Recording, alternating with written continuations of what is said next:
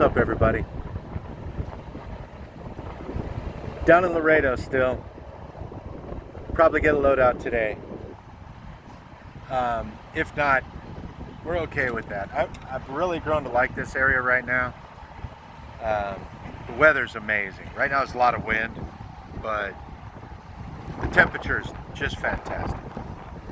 But I want to make this video about something I learned yesterday. The truck is over here.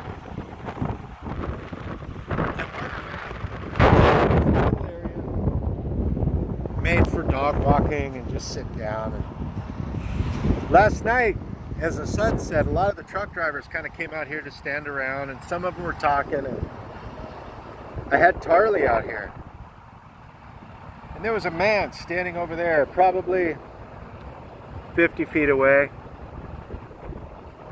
Skinny man, dark skin, black hair. And he was smiling at Tarly, just looking at Tarly. And I knew he was being polite and standoffish, not wanting to kind of encroach on the dog or approach Tarly without permission. And I waved at him, and then I pointed at the dog, and he nodded yes. So I knew he wanted to say hi, so I walked Tarly over, and I introduced Tarly to him to make sure Tarly didn't have any problem with a stranger. Kind of on the edge of crying right now. It was kind of neat what happened. And this guy told me, and it was 75-80% perfect English, that he had a dog that looked like Tarly. And he pulled his wallet out, and he showed me a picture of him holding a black lab, looked identical to Tarly. And he said, can I pet the dog? And I said, well, of course, yeah, no problem. And he bent down, and he pet my dog. And I could tell immediately that this guy was happy. And I just let him hang out with the dog. And Tarly, I'd been throwing the ball, and Tarly had some slobber on him, and I felt bad. I reached up to wipe the slobber away from the... And he gently moved my hand away. He said, please don't. And he wiped Tarly's spit and slobber from his mouth and rubbed it on the grass. And he looked up at me and he goes, this is heaven. This is heaven. I get to touch a dog that looks just like my dog. We talked for about half an hour, 40 minutes in total. I asked him where he was from. He says, Michigan. And I said, no, originally. He says, in his accent, he goes, I am from Iran. And I immediately went, really? I said, yeah. And I said, what's it like there for real? All I know is what's on TV.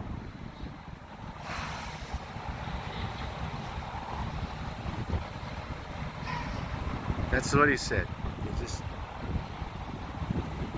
And I said, what? He said, there's two people in Iran. Very bad people and people afraid of very bad people. And I was just shocked at the way he said it and the way he gestured his eyes. And I go, really? I was just so, I don't know anything. We don't know anything as Americans. We don't know shit. And he says ISIS would come to his town every day, every 3 days maybe.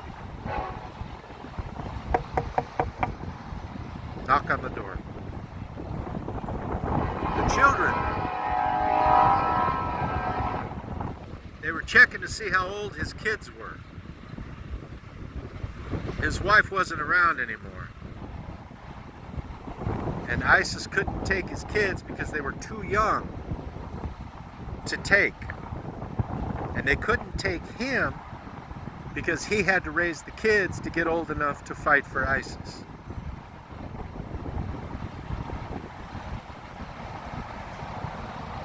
Think about that. Every 24 to 72 hours, somebody would come by, remind him of his duty to fight for ISIS.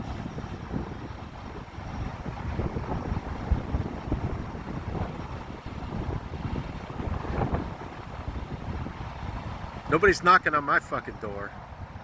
Nobody's knocking on my door checking to see how old my kid is. No military, real or fake, is saying, how old are you? How old are your kids? When are they going to come to us? What a way to live. He's been here for 8 years. He looked at me and he says, hey, I'm going to show you something. Okay. He opened the same wallet. He showed me the picture of him and his dog. Buried in the very back of the stack of stuff buried in this man's wallet. He slid out. And then he looked at me. And he slid it out all the way and he turned it around.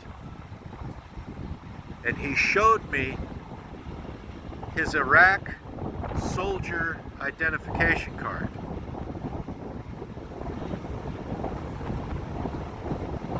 I said, you were in the Iraqi army? I'm sorry, Iran army, not Iraq. My apologies. If I said Iraq, ignore it. This whole thing is about Iran. Damn. Sorry about that. And there's a reason I'm saying Iraq, because sitting over here is another gentleman from Iraq. So I apologize if I got it mixed up. And he showed me his Iran soldier military identification card. He said, this is why I had to leave. If you're caught with one of these. I'm so blessed to be in America. And I said, did you become a citizen? And he said, yes. It took me 2 years. I go, you pay taxes? Yeah. I go, what are you? And he says, I'm Iranian. Said, no, you're an American. Now you're an American.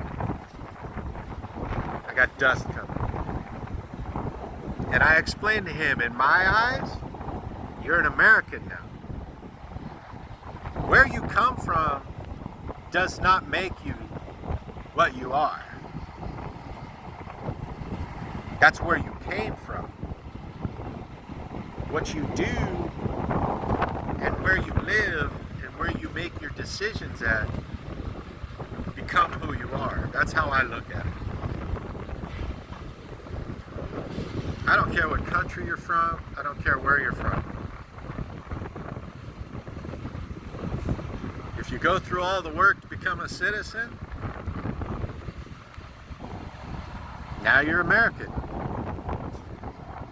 You might have dark skin, light skin, tall, skinny, attributes of whatever culture and nation you're from. This guy's eyes, I thought he was going to cry when I said, you're now an American. Be proud of that. It was neat. It was really cool. We had a good talk. I learned a lot. I learned a lot I didn't know. Learn all you can, people. Learn all you can from other people. Don't learn from television propaganda. I learned more in half an hour or 40 minutes than I learned in 1,000 hours of watching television. I got to learn. I got the real schooling. I just wanted to share that. This guy was from Iran. That's some cool shit. Be nice to everybody, man.